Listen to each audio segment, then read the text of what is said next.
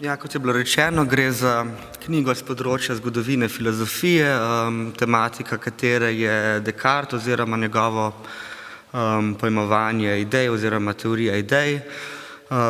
Jaz bom povedal nekaj na splošno o problemu, ki se ga knjiga loteva, ga približno razčlenil in pa povzel neke glavne teze teh treh največjih poglavij. Kar lahko rečemo o Descartovem pojmovanju idej za začetek je, da je vsaj poimensko na nek način dobro poznano, saj bo že nek zelo laičen poznavalec zgodovine filozofije je sigurno nedvomno slišal, da je Descartes zagovarjal dualistično tezo, po kateri je človeški duh oziroma duša ali je neka misleča substanca, ki je ločena od telesa, in da je potem ideje pojmoval kot psihološke entitete ali misli, se pravi kot ideje v nekem modernem pomenu, kot misli, ki predstavljajo različne stvari oziroma so reprezentacije. Poleg tega je verjetno slišal, da je Descartes o določenih idejah govoril kot o jasnih in razločnih idejah, za druge pa je rekel, da so to temne in zmedene ideje. In pa potem zdaj neka taka tretja splošnost, ki je zelo verjetno poznana, je, da je Descartes nekatere ideje opredelil kot urojene, za druge je pa potem rekel, da so bodisi pridobljene in potem še za neke tretje ideje je rekel, da so ustvarjene. Torej, laični poznavalec zgodovine filozofije verjetno pozna vsaj nekatere temeljne terminološke opredelitve tega, kaj ideje po Descartesu so oziroma kaj naj bi bile in katere vrste idej naj bi po Descartesu obstajale. Vendar pa od tod, da pozna nekaj terminov oziroma izrazov, seveda še ne sledi, da ima adekvatno razumevanje Descartove teorije idej, ker takšno razumevanje seveda terja analizo mehanizmov, na katere se ravnokar navedene terminološke opredelitve, kot so jasnost in razločnost, zdrojenost in tako dalje, na katere se ti termini nanašajo. In seveda cilj te knjige je, da te probleme obdela in zato je iz teh navedenih terminov knjiga zbere serijo nekih problemov, ki skupaj vzeto tvorijo nekaj, čemur pravim problematika idej. In ker te probleme, ki jih bom zdaj v kratkem naštel, v spoznanju drugega predpostavljajo, se pravi, da moraš imeti razrešiti en problem, da boš lahko razumel tudi drugega, je te probleme potrebno obravnavati oziroma razrešiti v določenem zaporedju in te problemi pa so problem narave idej, ki je vprašanje potem, kako so notranje strukturirane vse tiste misli, ki jim Descartes pravi ideje. Na kratko gre pri tem problemu za vprašanje opredelitve tistega invariabilnega oziroma stalnega odnosa med tistimi strukturnimi aspekti, ki jih posedujejo vse ideje, ne glede na njihovo vrsto.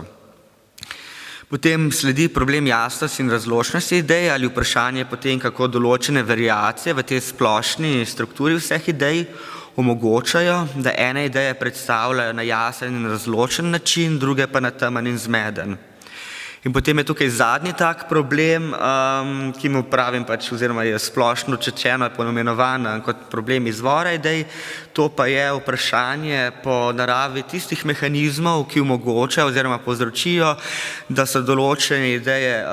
urojene ali pa pridobljene ali pa ustvarjene. Ob teh posamičnih nekih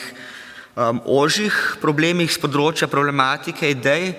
pa si knjiga kot neko splošno vodilo, ki vodi v obravnavo vseh teh različnih manjših problemov, zastavlja splošno vprašanje potem, ali je Descartova teorija idej kot taka notranje konsistentna. To vprašanje je mogoče formulirati tudi s temi besedami, torej ali je Descartes naravo idej, ko je obravnaval neke posamične aspekte idej, na primer urojenost ali pa jasnost in razločnost, kateregakoli od teh, ki sem jih omenil do zdaj, če je narava idej v tem času ves čas pojmoval na enak način. In od tod vidimo, da vsi problemi torej predpostavljajo neko rešitev problema narave idej. To pa je v sekundarni literaturi in potem tudi v nekih Descartovih zgodnjih naslednikih v bistvu dobilo naslednje vprašanje. Ali so ideje delovanja duha, ki se jim zaradi tega, ker predstavljajo stvari, reče tudi dojemanja, ali pa so ideje po drugi strani neki notranji predmeti na mišljenja, nekatere so naša delovanja duha oziroma dojemanja, naperjanja oziroma usmerjena. In če bi zdaj povzel neke te čisto kratke teze v teh glavnih poglavjih, v uvodu v glavnem pokažem, da Descartes svoje teorije idej nikoli ni formuliral na ekspliciten način, kot da bi podal neko razpravo, kjer bi podal v jasnih propozicijah, kaj njegova teorija idej je, kot bodo to storili te neki njegovi prvi nasledniki, predvsem Malebranche in Arnaud, in kot delajo neki sodobni interpreti Descartesa. Ta teorija idej je v Descartovih besedilih prisotna kvečjemu na impliciten način, torej prek raznih indicov, implikacij, ki jih lahko razberemo iz njegovih formulacij, ki se pogosto nanašajo na neke popolnoma druge probleme. In razlog, zakaj je tako, je, da so bili Descartova glavna zanimanja preprosto niso bila v neki metafiziki, se pravi v neki ali pa v teoriji idej kot taki, ampak v polju mehanicistične filozofije narave, ki jo je on želel vzpostaviti proti Aristotelu.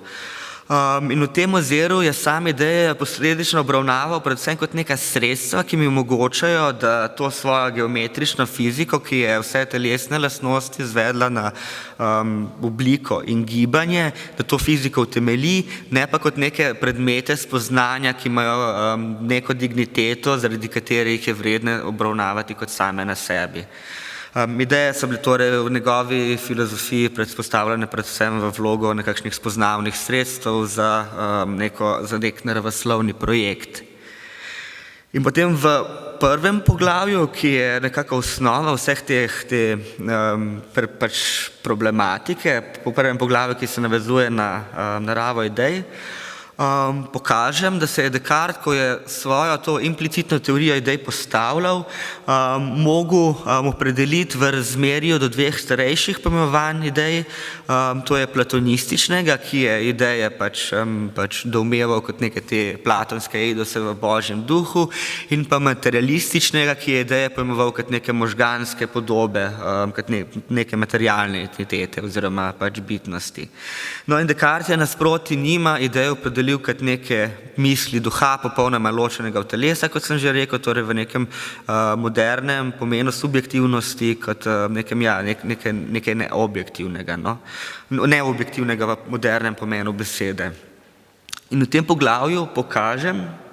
da jih je pojmoval ne kot te predmete dojemanja notranje, kot sem prej rekel, ampak kot delovanja dojemanja, ter prav tako, da je ta Descartova teorija idej velik delež pozne skolastike, predvsem jezuitskih avtorjev, ki so vključevali določene skotistične prvine. Od teh avtorjev je na nek način je prevzel tezo, da imajo vse ideje oziroma vse te kognitivne operacije ali delovanja, da imajo dva aspekta ali realnosti. Po eni strani imamo tukaj formalno realnost, po kateri so ideje neka dejanska delovanja duha, neke dejanske lastnosti, in po drugi strani imamo tukaj predmetno ali predstavno realnost, po kateri se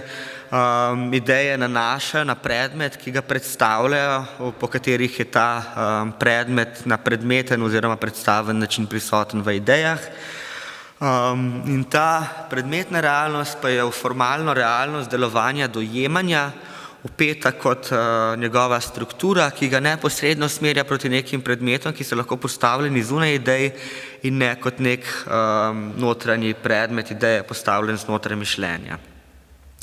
Potem sledi drugo poglavje, jasnost in razločnost idej, kjer pokažem, da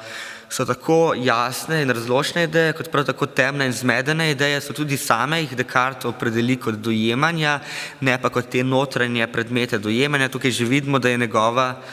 teorija idej vsaj do neke mere konsistentna.